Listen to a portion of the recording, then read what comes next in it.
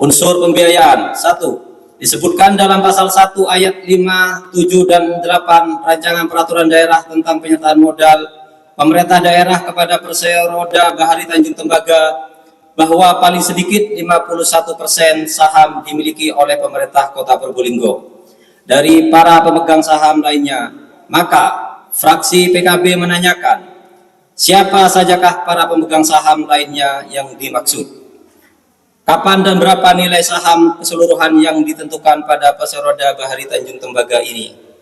Apakah dilakukan rapat umum pemegang saham secara berkala dengan waktu tertentu? 2. Selanjutnya pada pasal 4 ayat 1 dan pasal 6 ayat 1 bahwa jumlah penyertaan modal pemerintah daerah sebesar 18,2 miliar sekian. Skema penyertaan modal pemerintah daerah dilakukan dengan rincian pada tahun 2026 sebesar 6,9 miliar sekian, tahun 2027 9,8 miliar sekian, tahun 2028 sebesar 1,4 miliar sekian.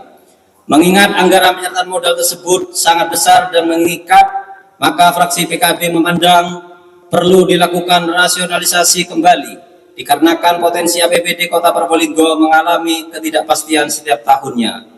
Dan hal itu akan berpotensi sangat mempengaruhi pada pelaksanaan rencana kegiatan belanja, baik yang bersifat mandatory spending atau kegiatan penunjang lainnya.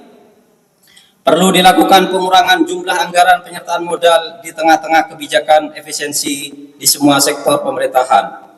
Dan mengingat banyaknya BUMN atau BUMD yang ditutup akibat kerugian yang besar dan diduga seringkali dijadikan tempat untuk melakukan praktek-praktek korupsi, kolusi, dan nepotisme.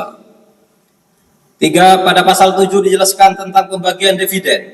Fraksi PKB menyarankan agar termaktub jelas dalam raperda ini terkait pembagian dividennya, mengingat itu juga merupakan kebijakan daerah sebagai bentuk kearifan lokal yang bersifat khusus yang dapat dicantumkan di dalam raperda ini.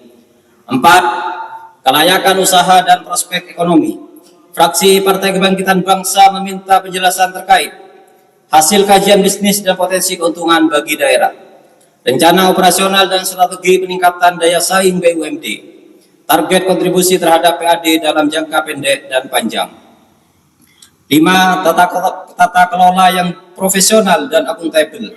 Fraksi Partai Kebangkitan Bangsa mohon penjelasan dan menegaskan pentingnya sistem pengawasan dan audit berkala, penguatan manajemen dan peningkatan kualitas SDM, transparansi dan pelaporan kinerja kepada DPRD dan publik. 6. Dampak sosial dan pemberdayaan umat. Fraksi Partai Kebangkitan Bangsa mohon penjelasan dan meminta jaminan bahwa penyertaan modal memberikan manfaat nyata melalui penyerapan tenaga kerja lokal, sinergi dengan pelaku ekonomi kecil, nelayan, dan UMKM. Program yang mendukung kesejahteraan masyarakat sekitar pelabuhan. 7. Mitigasi risiko. Fraksi Partai Kebangkitan Bangsa meminta informasi detail mengenai antisipasi risiko kerugian dan mekanisme pengamanan aset daerah, komitmen mencegah konflik kepentingan dan penyalahgunaan wewenang,